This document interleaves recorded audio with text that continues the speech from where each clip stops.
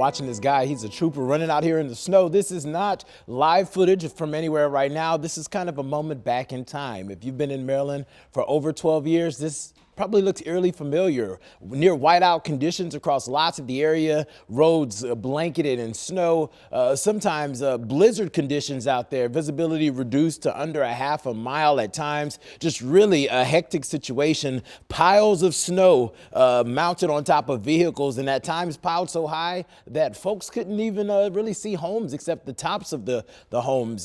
So much snow, folks were shoveling out and really had no place to put it because you have so much snow falling at one time.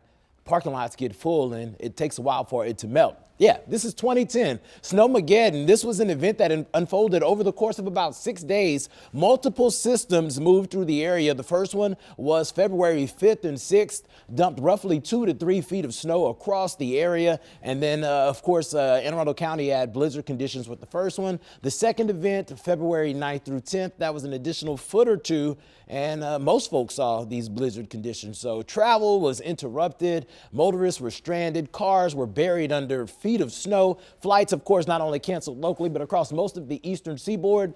50 inches recorded for the month. That was actually the most snow in 1 month ever recorded at BWI. So much snow that they actually had to use a snow dragon to actually melt the snow. It essentially melts about 100 tons of snow per hour. So thankfully, we're not talking about that type of situation. Although we'll be near freezing for the start of the day tomorrow. Southerly flow going to warm us up and we're going to see a whole different type of situation here. Mid-50s as you're stepping out to grab a bite to eat for lunch. Lots of sunshine. Temperatures actually getting back into the 60s again tomorrow. So 15 plus degrees warmer than average. We're talking spring-like numbers that we should actually be experiencing in April. We're going to see for the day tomorrow. So it's going to be a wind, and the numbers even as we head into the evening are going to be quite comfortable as we're going to see clouds start to trickle in and southerly flow rule the evening. That's going to keep those milder numbers in place for all of your late night Friday plans. But more cloud cover, maybe a stray sprinkle for Saturday morning. Calling the day mainly dry, though. This front's going to slide through the area. There's not a lot of moisture associated with it. The winds are going to come out of the west behind that and are going to be a bit breezy.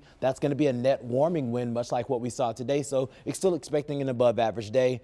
Things get a little messy, though, through the overnight hours. But your Saturday planner's looking fantastic. We're talking about starting off the morning in the 50s. So if you're thinking about running outside, maybe some yard work, taking the dogs to the parks, they can kind of run around and play around. It's going to be a beautiful day to do that. Upper 50s for most of the afternoon before we see that cold air filter in. And unfortunately, a coastal low is going to be moving nearby. The good news, the trends over the last 24 hours have been ever so improving. We're going to see a little bit of snow action move through the area, but I think that because we're going to be so mild today, tomorrow, Saturday, I don't think we're going to see a whole lot of accumulation here. I think the grounds are just going to be a little too warm for a lot of this to stick. So our official forecast is actually calling for this to be a very minor situation for folks along north and west of 95, 1 to 2 inches possible south and east. And then temperatures fall and stay cold for your Monday, below normal for Tuesday, 50s on Wednesday, and thankfully the 60s return on Thursday.